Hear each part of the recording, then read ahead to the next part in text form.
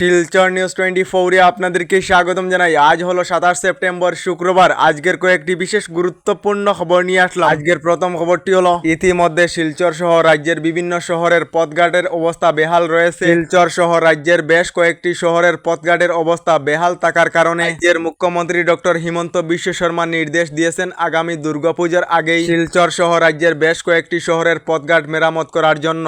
তার সঙ্গে রাজ্যের মুখ্যমন্ত্রী ডক্টর হিমন্ত বিশ্ব শর্মা জানিয়েছেন বৃষ্টি যদি বাধা না হয়ে দাঁড়ায় তাহলে পুজোর আগেই রাস্তাঘাটের কাজ সম্পূর্ণ করা হবে। এদিকে যে সকলেরা অনলাইন শপিং করে থাকেন অর্থাৎ ফ্লিপকার্ট, অ্যামাজন থেকে অনলাইন শপিং করেন, এই সকল লোকেদের জন্য এসেছে একটি ভালো খবর। আজ হলো 27 সেপ্টেম্বর। আজ রাত 12 ঘটিকা থেকে আরম্ভ হবে ইন্ডিয়ান গ্রেট ফাস্টেবল। আপনারা 95% ডিসকাউন্টে স্মার্টফোন সহ বিভিন্ন বস্তু ক্রয় করিতে পারিবেন। এদিকে গতকাল আপনাদেরকে একটি রিপোর্ট জানিয়েছিলাম যে 5 অক্টোবরেতে দেশেতে ডিজেল পেট্রোলের দাম কম হওয়ার সম্ভাবনা রয়েছে।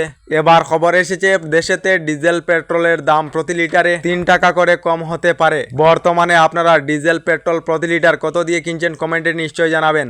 এদিকে দুর্গাপূজার আগেই দেশের কৃষক সকলদেরকে মোদী সরকারের তরফ থেকে সুখবর দেওয়া হয়েছে। দুর্গাপূজার আগেই দেশের কৃষক সকলদেরকে কেন্দ্রীয় সরকারের তরফ থেকে 2000 করে টাকা প্রদান করা হবে। দেশের কৃষকেরা খুবই শীঘ্রই লাভ করিবেন পিএম কিষানের 18 নম্বর কিস্তির টাকা। আগামী 5 অক্টোবরেতে দেশের কৃষক সকলদেরকে পিএম কিষানের 18 নম্বর কিস্তির 2000 টাকা প্রদান করা হবে বলে কেন্দ্রীয় সরকার থেকে জানানো হয়েছে। এদিকে দুর্গাপূজা নিয়ে রাজ্যের সবই জেলা প্রশাসনের তরফ থেকে এসওপি জারি করা হয়েছে। আগামী দুর্গাপূজা নিয়ে রাজ্যের সবই জেলা প্রশাসনের তরফ থেকে কঠোর নির্দেশনা জারি করা হয়েছে। প্রথমত দুর্গাপূজার জন্য চাঁদা সংগ্রহ করা নিষেধাজ্ঞা জারি করা হয়েছে। তার সঙ্গে দুর্গাপূজার প্যান্ডেল নির্মাণের জন্য এনওসি সংগ্রহ করিতে হবে। তার সঙ্গে পূজা মণ্ডপের 100 মিটারের ভিতরে গাড়ি পার্কিং এর নিষেধাজ্ঞা জারি করা হয়েছে। তার সঙ্গে রাত্রি 10 ঘটিকার পর পূজা মণ্ডপেতে উচ্চ সুরে মাইক বাজানোতে নিষেধাজ্ঞা জারি করা হয়েছে। পূজার জন্য রাজ্যের প্রতিটি জেলা প্রশাসনের তরফ থেকে মোট 37টি নির্দেশনা জারি করা হয়েছে।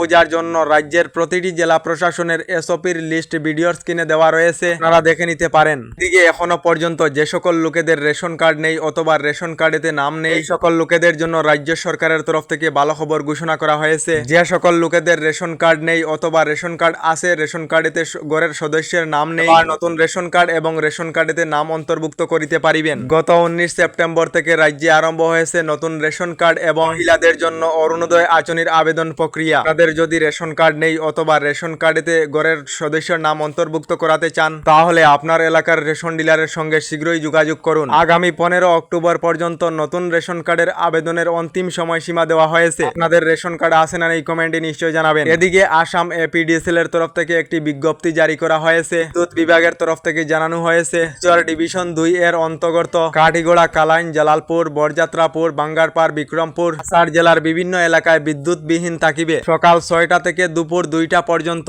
কাছাড় জেলার বিভিন্ন এলাকায় বিদ্যুৎ সরবরাহ বিঘ্নিত থাকিবে। আমাদের ডেইলি খবরগুলি ভালো লাগলে আমাদের ভিডিওতে লাইক দিয়ে চ্যানেলটিকে সাবস্ক্রাইব করে নেবেন।